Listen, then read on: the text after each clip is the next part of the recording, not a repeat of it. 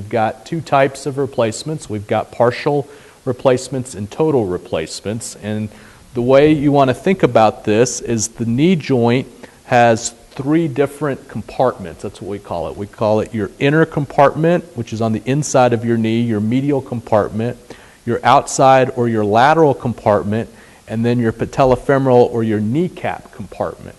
So if you have arthritis in just one of these compartments, we can just resurface and replace that one compartment with a partial knee replacement. But if you have two or three compartments, then the partial is not going to work, and you really need the total. Now, the advantage of the partial replacement, if it's possible, is it gives people a more natural feel to their knee.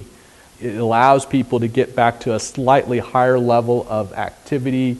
I've got patients that actually jog or even play tennis and activities like that. So it does give you a more natural feeling knee. We can actually do it even for your kneecap compartment. Some people just have arthritis behind the kneecap, and we can just resurface or replace that area, which is a lot less invasive than a total knee replacement if you're a candidate.